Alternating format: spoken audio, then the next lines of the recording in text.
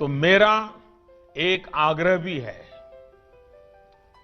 देश के प्रीमियम आयुर्वेदिक संस्थान होने के कारण अब आप और आप सब पर ऐसे पाठ्यक्रम तैयार करने की जिम्मेदारी है जो इंटरनेशनल प्रैक्टिसेस के अनुकूल और वैज्ञानिक मानकों के अनुरूप हो। मैं शिक्षा मंत्रालय और यूजीसी को भी आग्रह से कहूंगा कि आयुर्भौतिकी और आयुर्रसायन शास्त्र जैसे विषयों को लेकर नई संभावनाओं के साथ काम किया जाए। इससे रिसर्च को ज्यादा से ज्यादा बढ़ावा देने के लिए इंटीग्रेटेड डॉक्टरल और पोस्ट डॉक्टरल करिकुलम बनाने के लिए काम किया जा सकता है।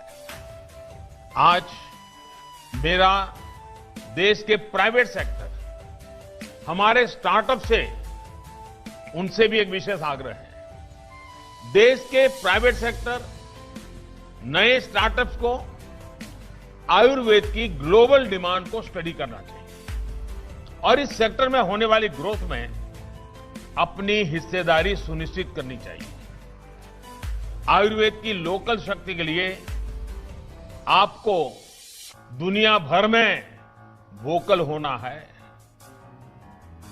मुझे विश्वास है कि हमारे साझा प्रयासों से आयुष ही नहीं बल्कि आरोग्य का हमारा पूरा सिस्टम एक बड़े बदलाव का साक्षी बनेगा।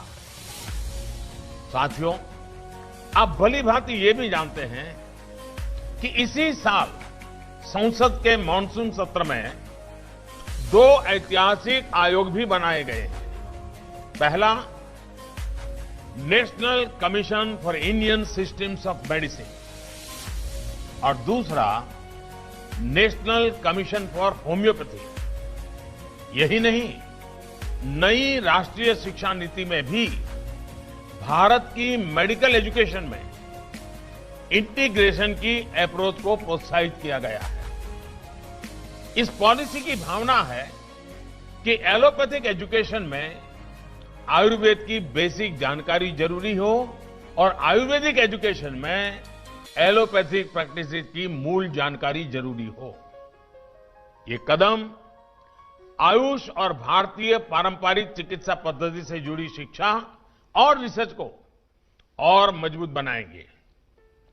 साथियों, 21वीं सदी का भारत अब टुकड़ों में नहीं, होलिस्टिक तरीके से सोचता है।